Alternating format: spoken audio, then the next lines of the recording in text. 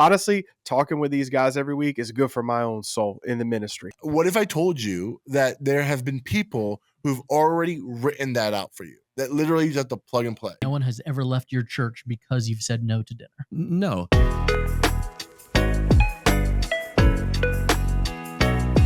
Welcome to the Practically Pastoring Podcast. My name is Frank, and I'm glad that you are here. The whole gang is here. Happy Martin Luther King Day. Hopefully you are not at work and you are resting, but we wanted to continue to serve you by offering you another great episode. In today's episode, we're going to talk about a youth pastor who is burning out, as well as whether or not pastors should be able to have social activities, like get dinner and things like that with their congregation. Before we dive into those questions, I want to remind you. Before we dive into that, I want to introduce you to the guys on this show. My name is Frank. I'm down in Florida. Up in Baltimore, Maryland, we got Jeffrey Simpson. Glad to be here. Down in Sumter, South Carolina, in a speakeasy, we got Delmar Pete. Hello there. Next to me in beautiful Safety Harbor, Florida, we got Andrew Larson. Greetings and salutations, one and all. And also next to Andrew, sitting at his left hand, we got Timothy Miller. Salutations and greetings, one and all. Hey, so before we go any further, we are literally in the countdown. Less than 1 month for the Practically Pastoring Conference. It's going to be great. Everyone's moving. I'm so nervous. Okay, we got the Practically Pastoring Conference happening February 17th to the 19th. We hope to see you there. We're so excited. 4 weeks from today, the day this episode is dropping. 4 weeks. It's going to be so much fun. We got friends coming from out of state coming in and coming to the conference. We are looking forward to making new friends, hanging out with old friends, making some good memories. We got a special event where the pastor's spouses are going to get together and hang out. And then afterwards, we're going to do something all together. It's going to be a blast. And there's still time for you to be here. So go to practicallypastoringconference.com. It's the most affordable conference for pastors in every universe. And so if you have questions, if you want to get a promo code, reach out to one of us. We would love to hook you up. Go to practicallypastoringconference.com. And then lastly, we want to give a shout out to one of the probably, I would argue, one of the best sponsors of this podcast ever, because we haven't had many, Church Merch. Church Merch is a company that wants to help you with your church's merch. Get merch for your church. Whether it's shirts, hoodies, whether it's mugs or tumblers, whether it's pens and journals. If you can think of branding something, Church Merch can help you with it. If you go to promotionsguy.com/church merch, they would love to help you with your promotional needs. They're helping us at the Practically Pastoring Conference as well as this podcast, and we would love for them to help you as well. Go to Church Merch. You're not going to be disappointed. They're going to be great. Okay, guys. So in this first question from Reddit, again, all these questions are from Reddit. The title of this Reddit post said, "How do you deal with burnout?" So we've talked about burnout before, but this is a specifically nuanced towards youth ministry. And I think we'll be able to talk about some specific stuff to help this youth pastor. Just over 2 years into my role as a youth pastor, and I've completely hit the wall. I am older than most of the youth pastors I know and come from an entirely different career from the last 10 years. Now making a third of what I was making before with a 9-year-old and a 1-year-old. The youth group is growing at an exponential rate, month over month. New leaders are joining and kids are hungry for the things of God, but I am beyond burnt out. I have no desire to plan retreats or games. I dread youth group nights, and it drains everything from me. It's gotten to the point my own personal faith has become bleak and muted. I've lost the awe and excitement I had for Jesus before I started this role. I felt God calling me to this assignment, and I was so excited to see high school kids know Jesus and walk with him. But now it's just a job, and I'm going through the motions every day. I get why the average career span for a youth pastor is 14 to 18 months now. I'm ready to call it a day and go back to my old business. Have any of you experienced this? And how do you combat this? I want my heart for Jesus and the gospel back, and I want to care about the work he has called me to do again. What is it, guys? I think yes, just in general. everybody goes through seasons of burnout.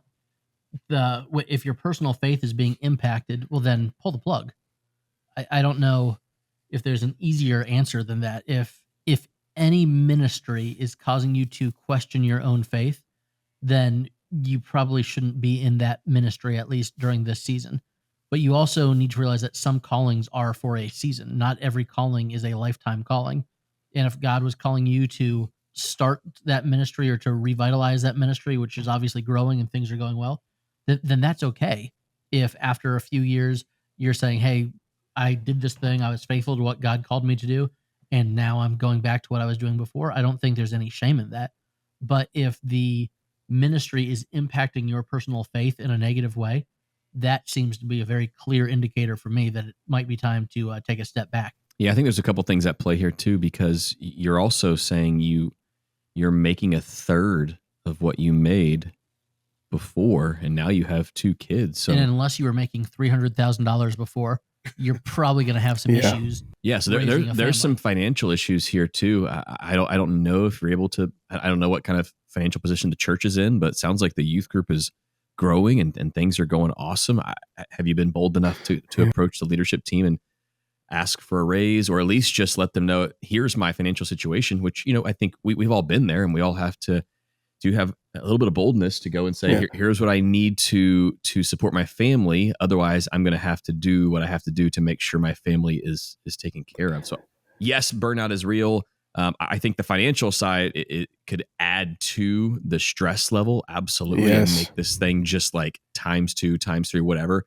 But I would argue there's probably a couple of different things. But yeah, at there's play one thing here. if you're being burnt out and starting to resent the church. Sure. But if your 9-year-old and your 1-year-old grow up seeing dad resent the church, that's going to That's create tough. way, way worse situations than anything else in this post is going to do. So Mhm. I get it. I spent 15 years in student ministry, Yeah. and no one's getting rich off student ministry. I'm teaching some now, and I mentioned a new class that I was asked to teach, and my wife's initial response was, why would someone get a master's degree in youth ministry? They're not going to make any more money than they would with their undergrad. And I was like, ooh, that is unfortunate and accurate.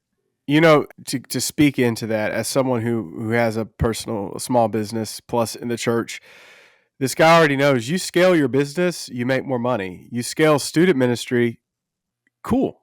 You know what I'm saying? And that's not to say that we shouldn't. We also have to realize our value isn't on how many numbers we can attract. And that is something that, as someone who works in a secular space as well, you get more work, you're more successful in student ministry and in ministry at large. Just because you can amass a crowd doesn't mean it's successful. I'm not saying that you're not successful, but in our minds, we tend to think that way. Does that make sense? So it's real easy for that value creep to come in, which is a big burnout. So you might be tapped into something on there, Tim and Jeff, just go into that direction. Also, I would recommend the book Leading on Empty by Wayne Cotero. I thought I had it here, but I've read that book 2 or 3 times in my ministry. Leading on Empty. It's not big, but it's very practical about how you deal with these seasons. Because one thing I've noticed is, like, ministry is sometimes like the health of your own personal body.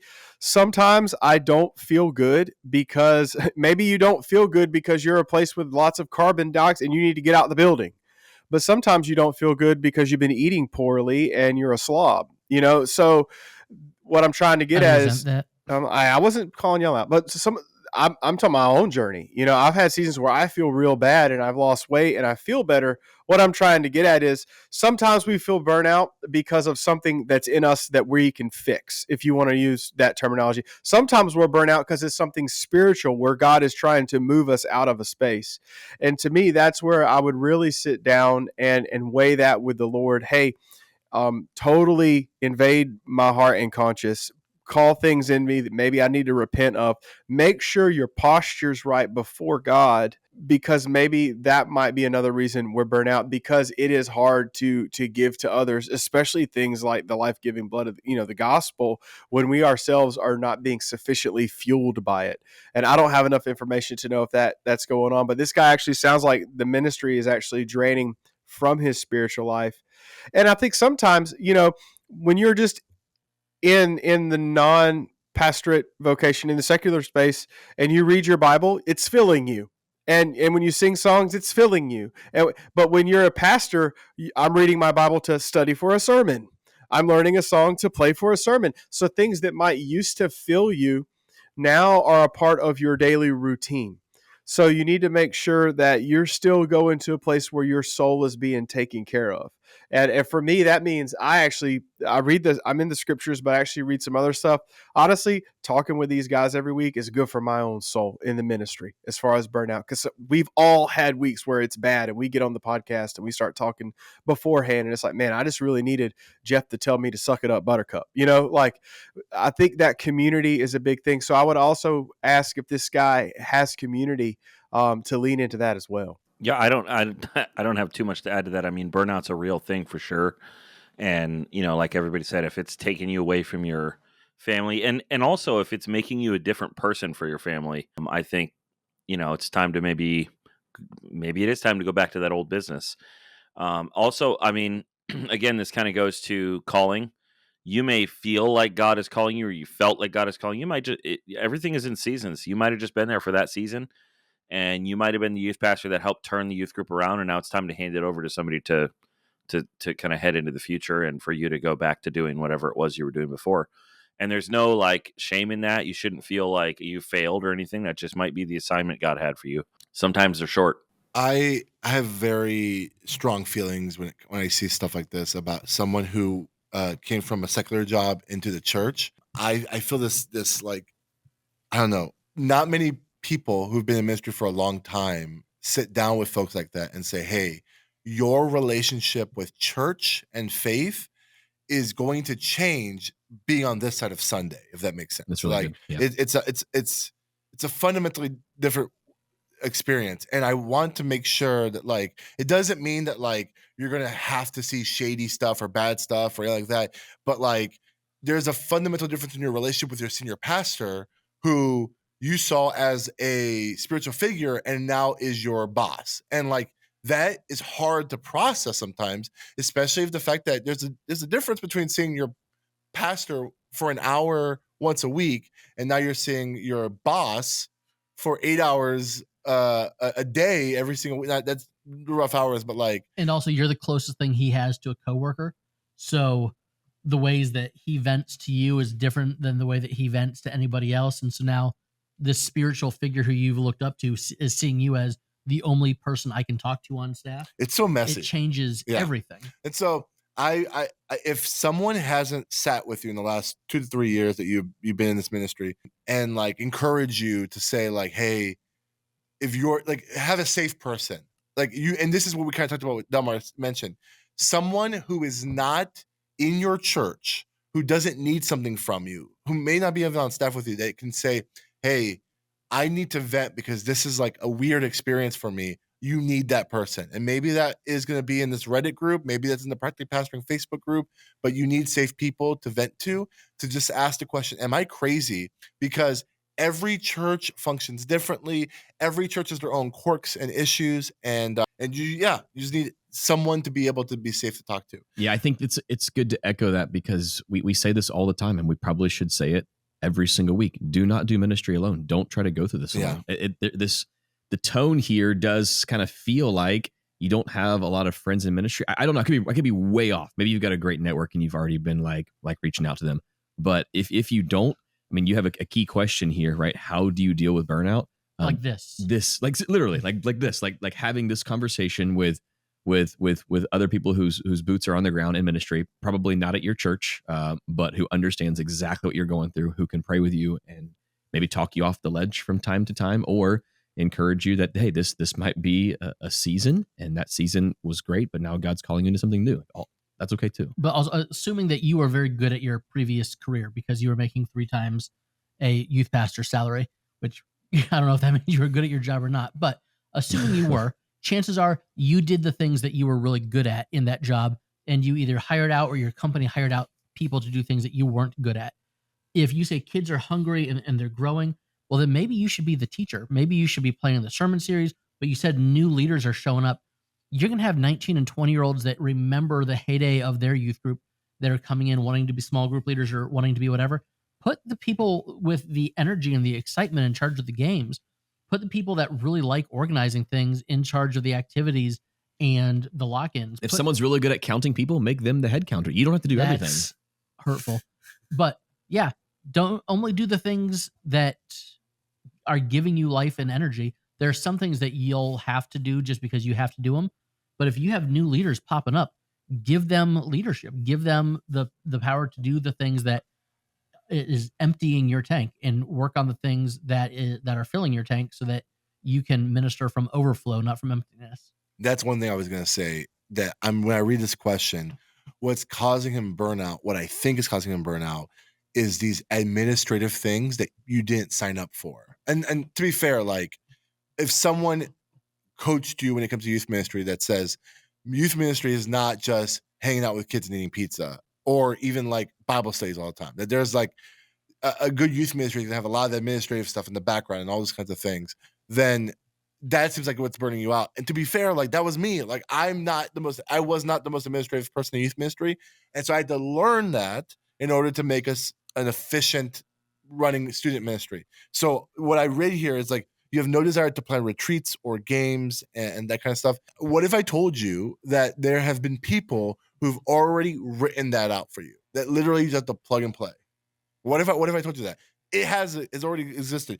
There are a number of youth ministry resource companies. But Download Youth Ministry is the only one that you need. Yeah, Download Youth Ministry is our favorite, because it's like they're not a sponsor. I wish they were, but it's plug and play. It's literally like it's a la carte. You can pick and choose. So you can go on there and be like, there's a retreat I want to do, and just search retreat or camp or whatever, and you'll get a bunch of options. And a lot of them will be, some of them will be just like, here's a 3-part session sermon series. Some of them is retreat in a box, and it's literally like every single thing you need. The games, the meals, The all that graphics, stuff. all the goodies. the math that you need for hot dogs, pizza, whatever food you're ordering. Here's all the math that we figured out how to not have too much leftovers. Yeah. The best part is it's from youth workers. Yeah. Like it's literally guys and gals who've done this, And somebody else who's not making enough money Right.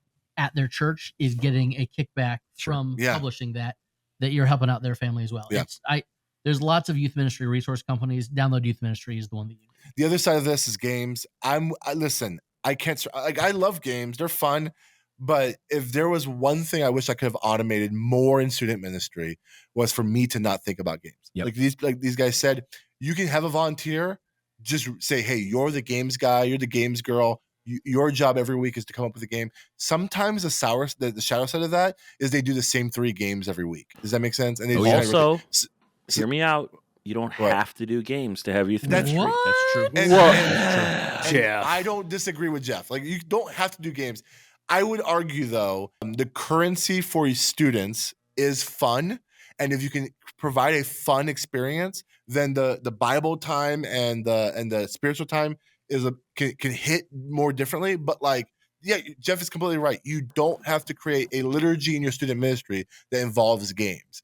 But then you better have good food. yeah, or something. You need one or the other. Because we're really setting them up well to worship with other adults one day. Yeah, that's true. If you want to like kind of create like a pathway of like, we don't want to create a weird experience that when students graduate, they have nothing to compare it to, and then they just end up at like a church that maybe you don't want them at because they're just entertainment.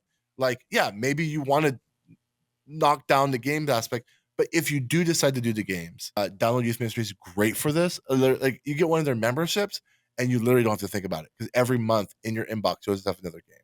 Del, you want to say something? No, just I agree. And also, if games are a problem, find a place to get your games that make it less of a problem. You know, I know for me, I've built 20 years of them, so I have a folder, every game's just dumped into it, you know, and after 7 years, you can rotate a game. They're not going to be upset, you know, so you can rotate a game after 3 years and no one's going to remember it. I mean, you rotate a game every 3 months. Yeah, if it's a banger. Yeah, for sure. But honestly, you can, and there again, I don't know where this guy's heart is. What I've done before, I don't like that part either. So sometimes I'll just get some students, I'll get like 4 or 5 of them, and we'll go to Lowe's, and I'll be like, all right, you got 45 minutes to invent 3 games using stuff you find in Lowe's. And I let the students, some of the best games I've come was just I drop them off at Dollar General and I say, let's make up a game using stuff at Dollar General. And now Give you've them a taken budget. some. Well, yeah, of course. And but yeah, I ain't got that megachurch money. But the point being, it's like you could take something that you hate and infuse it with things you love and make it better. One here's for that question alone, for the games, one way to aggregate games. It really Great use of aggregate. Yeah, go to Download Youth Ministries Facebook group. It's Already a youth used group. truncate today. Now we're going aggregate. Amazing. In that Facebook, there's probably I think there's 15,000 youth pastors. 19,000. Some high number. Yeah. Just literally read the question. Here's the hot tip. Write this question. What's the best game you've ever played in your youth group? And explain it in the comments. And you'll probably get 30 games. And there's your whole annual calendar for games. You know what I'm saying? You might have to buy some stuff, but that's your whole thing. So that's a tip for you, is use those Facebook groups as a way to aggregate what you need. All right, let's go to the next question. The title of this Reddit post was titled "Views on Pastors' Role Socially." Okay, new member here.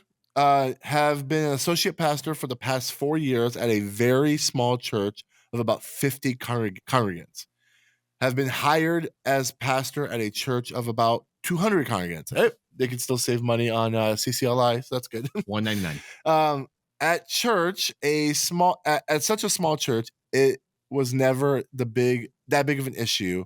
Plus, I was not the lead pastor. Now, stepping into this role, I am concerned about the effect of trying to be social, the dinner invitations and that sort of thing, the hospital visits, or that kind of request.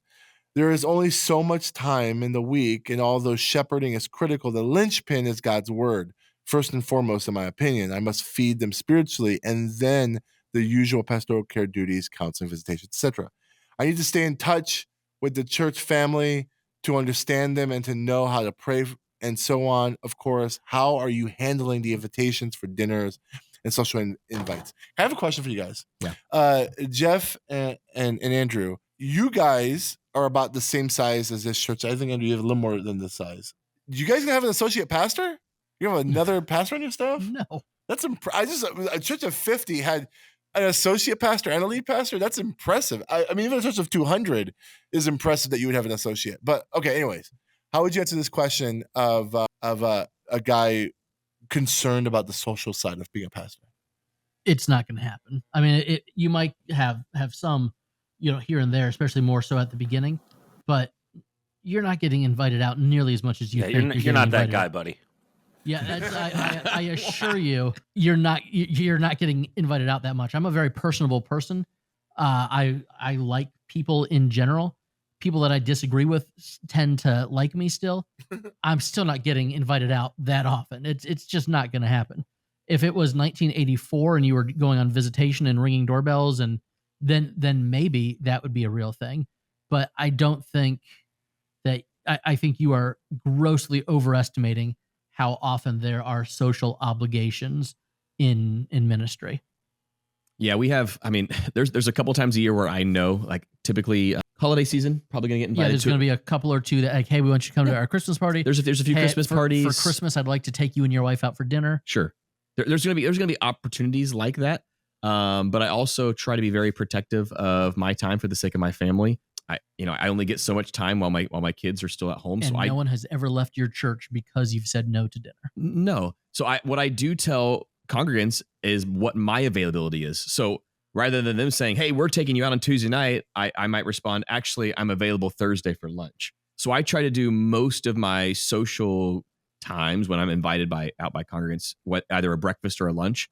And even if they have full-time jobs, typically most people still eat. So I can do these types of quote unquote social events over meals. I just prefer lunch and breakfast because I know that's not going to take out of the limited family time that I have, because I also have other, some evening obligations, including elder meetings monthly, other things like that. So I would say, yes, you will get invited on occasion, but remember, you can protect your schedule here, so you can let and no one's ever been like, oh wow, well I'm not going to do a lunch. Everyone's usually been like, okay, that sounds good, and then I'm just like, let me know when your next lunch is available.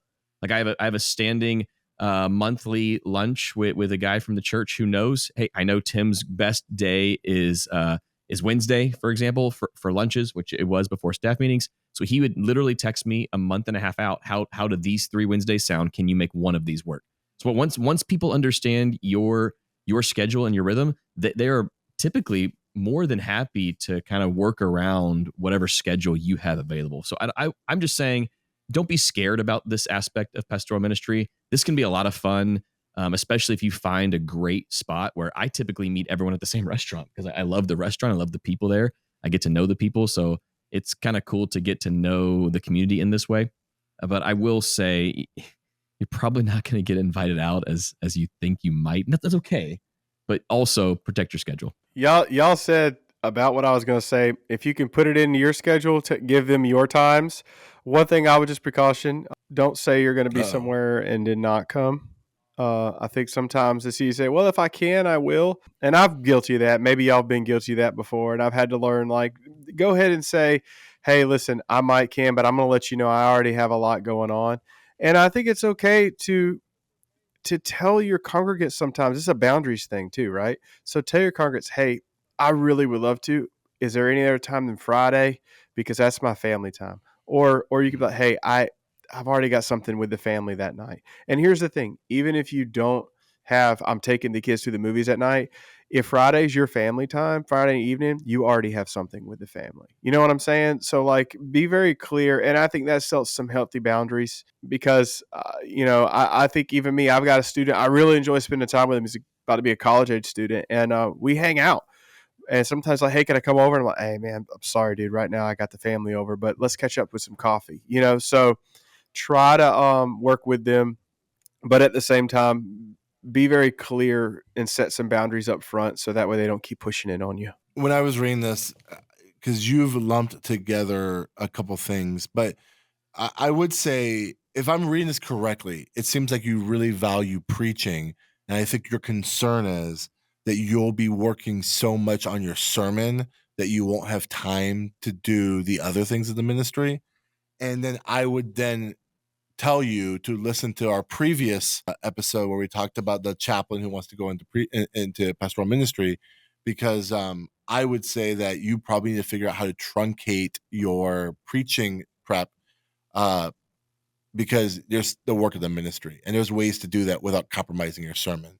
I agree that God's word is one of the most important things of your church, and even Jesus was not too busy to care for the people that needed him in that moment. So I think there's ways to do it. I think if you, because it sounds like you're about to, you have been hired into this role, you're going to get to a rhythm, and that rhythm, you'll find the groove, and you'll find that in that groove, you'll be able to, maybe you have the capacity to have 2 or 3 meetings a week. That's like social, right? Like maybe 2 lunches and a breakfast or whatever like that, like whatever that means. I think you should also know this. It's okay to say no. Like it's okay. Like you are well within your right to say, now is not a good time. I think sometimes what happens early on in ministry is we think we have to say yes to everything. Otherwise, someone's going to be mad. Someone's going to complain.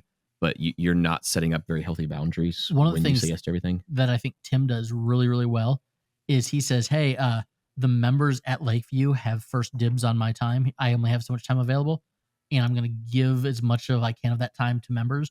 And so it is, one of the perks of membership, if you will. Mm-hmm. And it's hey, I don't have a ton of time. So just because you visited once and critiqued a sermon, that doesn't mean I'm going to have a 3-hour coffee with you, because there's already 200 people in the church that you're going to give the limited amount of time that you have to. And also remember that you're not being paid for an infinite number of hours to work. So if you want to say, hey, church, I'm going to take 8 hours of my week, which is probably too many, and dedicate that to getting coffee with people, getting lunch with people, meeting people out in the community, that's fine. That's 1/5 of your work week. If it's still a finite amount of time, you can only do so much in that amount of time. So don't feel like you need to meet everybody who wants to have someone to sit and drink coffee or have a conversation with. And phone calls are okay. Like if someone needs to chat and you don't have time to go out and do a thing, it's okay. Emails are fine. Phone calls are okay. Text messages are okay. Sure. Don't delete them, but keep them. This is good. Brother, I hope if you have more questions, whether you're in this Reddit group or you can find us on Facebook at the Practically Pastoring Facebook, we would love to help you as you navigate this new world of going to a church that's a bit larger, now being in this number one chair. It's going to be a different experience than you were when you were an associate pastor of a church of 50. It's going to be drinking from like a fire hose for at least a little bit, but you got it. Hang in there. All right. With that being said, we hope to see you guys at the Practically Pastoring Conference. We hope that you're staying warm because it's really cold out in this country, but not in Florida because I'm wearing shorts and it's beautiful. 72 degrees. Yeah. Well, with that being said, we hope you have a great Martin Luther King Day. We hope you have a great week, and we'll see you here, same time, same place next week. I'm Frank Gill. I'm Jeff Simpson. I'm Dem RP. I'm Andrew Larson. And I'm Timothy Why Miller. did you go low? We were all going high. I was just trying to replicate Jeff's voice. I don't know what y'all were doing. We were trying to replicate you. Hey, we'll see you next week. Bye. Bye-bye. Bye, buddies.